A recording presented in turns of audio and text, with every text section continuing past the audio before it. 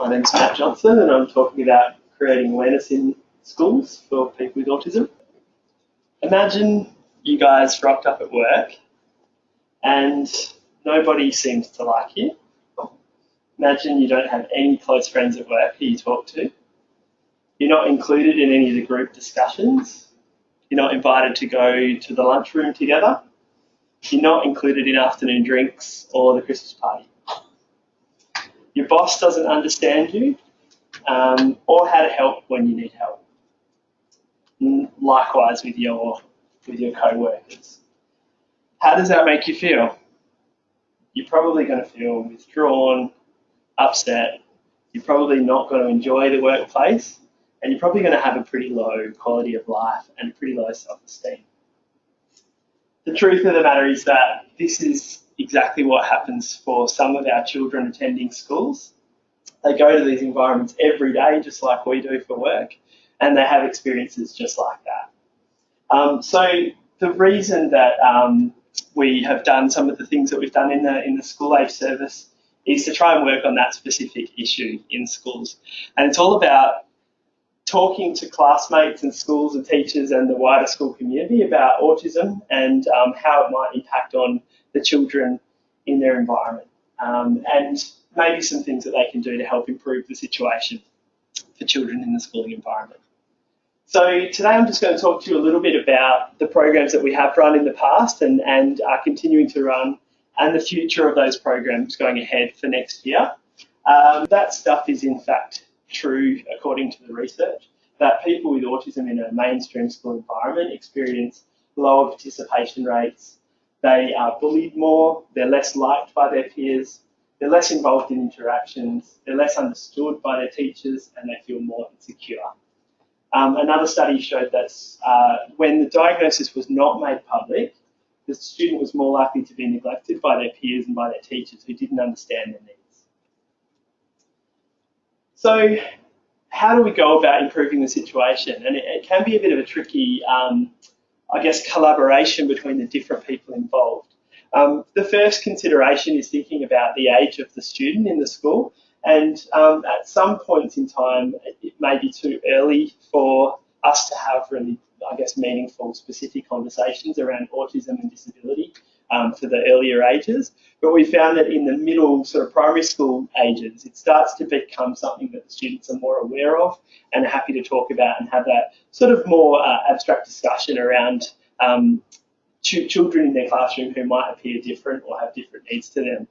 So the conversation for our services start with the child and the family, and as a part of their services, if the family identify that they would like to try and start to work on the awareness of the peers in their school, they can make a decision for the team to go in and start to talk to their peers, talk to the teachers, and sometimes the wider school community.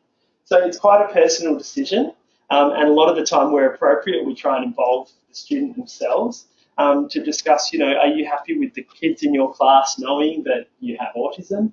Are you happy with us mentioning that it's you specifically that we're talking about and mentioning your name? Are you happy that we use the term autism, or would you just rather us not say that word specifically? And it's also the same with the family. A lot of the time you have to consider whether that discussion has even been had in the home environment, whether the child themselves is aware. So it's a case-by-case basis on exactly how it looks, but then we will collaborate at that next step with the school to decide the best kind of scope for delivering this information. And sometimes it's about doing it in the classroom with just their classmates and teachers and EAs. Sometimes it's about doing it with the whole year group. And in other situations, it may be appropriate to do some information with the whole school. The child themselves, a decision can be made between the child and the parent and the service provider to participate in the session themselves, for the child to be present, or in some instances they may rather be elsewhere where that situation's happening. We've experienced both and had positive experiences with both. So what do? So we generally go into the school and we deliver a peer presentation. We'll get a class or a group of students together and we'll go through, we usually use a PowerPoint presentation with some different audio-visual input as well, so we use some videos. And then we follow that up with class discussions, question and answer, and often some activities to help, I guess, to help the children further understand. There's always that saying, if you hear something, you'll likely forget it. If you see something, you'll remember it. But if you do something, you'll understand it. So we try and incorporate all those different things. So the peer presentation, the key kind of points that we look at is to celebrate differences in the wider community, just in general. We look at strengths, that all of us have strengths. We look at broad characteristics of ASD, so we're giving some simple facts and characteristics that they might notice. We talk about what that means in a specific context of a school and how that might affect a child of their age in the school environment. And we also, with the consent of the family and the child, to share some specific information about that child and the things that they need, the things that they like or have difficulty with. And then we finish it off after we've kind of rounded off all of the different inputs that we provide with a discussion around being respectful and kind to the child themselves. Because a lot of the time, children just meaning well will want to go up after having that information and try and engage with the child or try and invite them to play or ask them about their autism. And in certain instances, the child themselves don't know that they have this thing called autism. So we have to talk about, you know, it's not appropriate to just go up and ask them specifically questions about this, and we give them some guidelines around doing that. These are just some examples of some of the slides that we use in some of the presentations. And we'll go through strengths, and we talk about things that different kids in the class are good at, and often, you know, kids like to share about their sporting talents or their artistic talents or their favourite subjects. And then we talk about things that we need help to do, and a lot of the time we might try and draw the teacher into this discussion and ask the teacher, you know, if she's had to, you know, wears glasses, or if they, you know, I've had a teacher pipe up and say she has a certain injury and she can't ride horses anymore, those kinds of things. So we talk about those things. Does anyone need help with their hearing? Does anyone need help with walking, talking, that kind of stuff? We talk about interests. So we ask the group what are their favourite things and what are they interested in. And we know that in general kids enjoy talking about that stuff. And then we can bring in that the child with autism themselves has certain interests. And wherever possible, and not always, but we might find that there are some links between the favourite things or the talents of the child with autism and the other kids in the class. We talk a little bit about managing emotions. So asking the students to kind of problem solve and brainstorm what has happened to them and to make them sort of lose their cool. When have they felt scared or nervous or angry and upset? And get them to really tie that in with an experience that's true for them so that they can further understand perhaps what's going on for the children with autism. And just like we might talk to teens, young adults with autism about emotions, and we might say it often helps to draw a parallel. So we might say to an adult with autism, if when someone rocks up late to an appointment, it makes you feel really angry, doesn't it? For someone else, they might not understand that, so we could tell them, how does it make you feel if you were to get fired from your job, or if you were to have a car accident? They might feel really angry. You feel the same way when someone's late to an appointment. So we do the opposite with the kids, where you find out what makes them feel angry and nervous, and we kind of should say that that's how it might feel for Johnny when the teacher's using the smartboard and there could potentially be some noise happening. The other things that we talk about include sensory differences. So we have some videos that we look at that help explain different sensory experiences for kids with autism. And a really popular one is talking about famous people with autism. So we talk about Albert Einstein, and we talk, this is a recent famous example of the guy who invented Pokemon Go, the app that all the kids are pretty interested in. So he also has autism and sort of shares that with the community. The other, I guess, things that we have involved, as I mentioned earlier, is a video, or we use several videos. What we found was that we would tailor the videos according to the needs of the students and the age of the students. However, we sort of felt that there was a bit of a need for our own video that covered everything that we wanted to cover in the language that we use and the things that we do in our schools. So I've been involved in a project which is developing a video for peer awareness for schools, we're in the final stages of it now, but I've just got a little picture there. This is Harrison, who's a young guy who attends our services in school age, and he has been very, very happy and interested to be our star of the video, and he is a little bit of an introducer, and he's very well spoken on camera and has some great talents that he shares with us through the video. So, and we've called it Autism Heroes. You can make a difference. So the plan is that we will combine that. We've developed a number of curriculum-based lesson plans that are fit in with the school-specific lesson plans that teachers are used to using, and it has the curriculum links in there to the Australian curriculum, so the teachers can incorporate it easily as a part of their health curriculum. And along that, it has lesson plans for 3 separate aspects of the video. There's understanding autism, there's the challenges of autism, and then there's the things that you can do to help. And so we've split it up into 3 sort of sections that they can do lesson plans on, and we've provided lesson curriculum plans for 3 different age groups across late primary or mid to late primary school and early high school. So I'm just going to show you the first little intro section to it. The remainder of the video is still not 100% edited, but it's almost any day now, so it'll be exciting to share the full thing with you when we have that ready to go.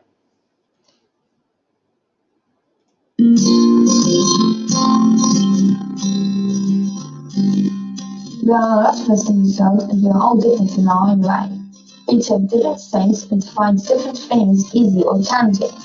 One person may be talented at art, another person may be good at maths. People may be tall or short, or use glasses to read. There may be blue eyes or brown eyes, or other freckles. Some people may like to read, while others prefer to sing and dance. Also, different things you're not too good at, or need help with.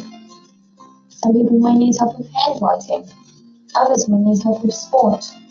Some people may need help with going to school, making friends. These things are just a part of who we are, and it's what makes us all special and unique. This video is all about autism and how this unique difference might play a part in your school or your community. My name is Hassan and I have autism. In this video, we want to help school kids go all around Australia to understand more about people with autism, and maybe even learn some ways you can make a difference.